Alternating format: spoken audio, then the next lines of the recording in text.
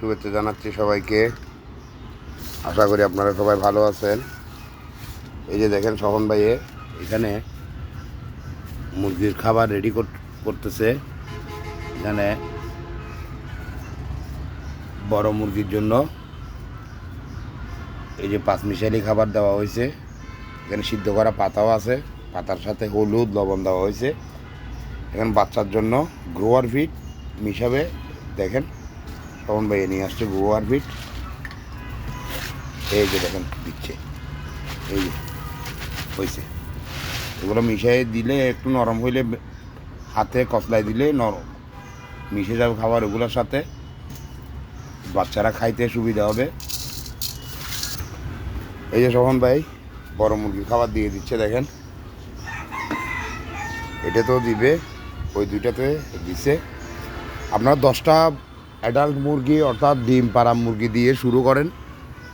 এই 10টা মুরগি দিয়ে শুরু এই 2-4 মাসের মধ্যেই দেখবেন ইনশাল্লাহ আপনারা পাকাপোক্ত হয়ে গেছেন। এগুলো ডিম দিবে, এগুলো বাচ্চা দিবে। ওখান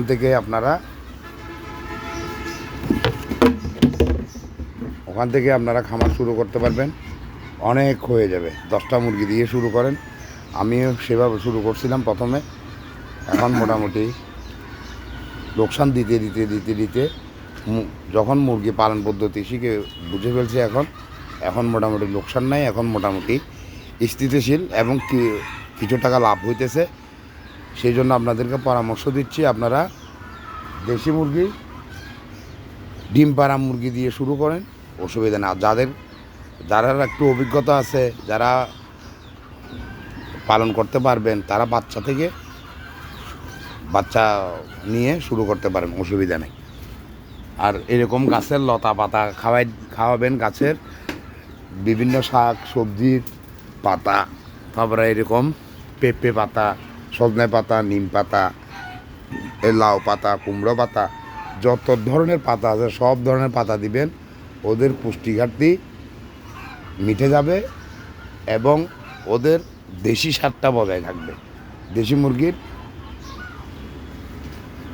যে একটা মাংস খাইতে স্বাদ লাগে ওইটা বজায় থাকবে।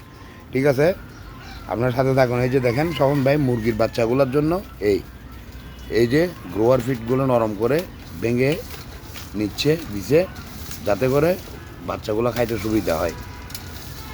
এমনি আস্ত দিলে ওরা কি করে, বাটির মধ্যে দিলে ওখান থেকে ফেলে দেয়, যার জন্য এরকম করে দিলে খাবার নষ্ট হয় না। ঠিক আছে, সাথে থাকুন, আপনাদেরকে দেখাচ্ছি। এই যে মুরগির ঘরের অবস্থা দেখেন, রাত্রে বৃষ্টি হয়েছে, এই উপরে ছাউনি না দেওয়াতে এই যে দেখেন বৃষ্টিতে ভিজে গেছে। এগুলো পরিষ্কার করতে হবে। বাচ্চাগুলোর অবস্থা দেখেন কি অবস্থা, কোনো অসুবিধা হইল নাকি না? মাশাআল্লাহ সুস্থ তো আছে দেখা যাচ্ছে। এই যে ওদেরকেও দেখেন, এই যে দেখেন ওরা কি করছে, কার্পেট পুরো রাত্রি ছিল বাড়ি, ওখানে ময়লা আবর্জনা করে রাখছে। এই যে দেখেন বাড়িগুলো নিয়ে পরিষ্কার করে, এই কার্পেটগুলো নিয়ে পরিষ্কার করে উল্টাই দিতে হবে। আমি কার্পেট এবং এই যে বাটিগুলো দিলাম কী জন্য জানেন? এই বাটি দিলে ওরা চাপাচাপি করে, বড়গুলা আগে খায়, ছোটোগুলা খেতে পারে না, যার জন্য ছড়াই দেই। এখানে ছড়াই দেওয়ার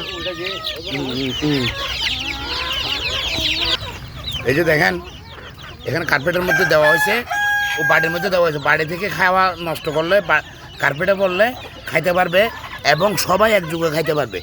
এখানে যদি আপনারা বাড়িতে যদি দেন, শুধু বড়গুলা এসে ঠেলে খাবে, ছোটোগুলোকে পিছনে ফেলে দেবে, ছোটোগুলা খাইতে পারবে না।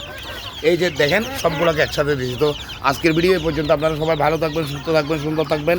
আমার ইউটিউব চ্যানেলে সাবস্ক্রাইব করবেন, ফেসবুকে ফলো দিয়ে সাথে থাকবেন। সবাইকে শেয়ার করে ভিডিওটা দেখার সুযোগ করে দিবেন। খোদা হাফেজ, আসসালামু আলাইকুম।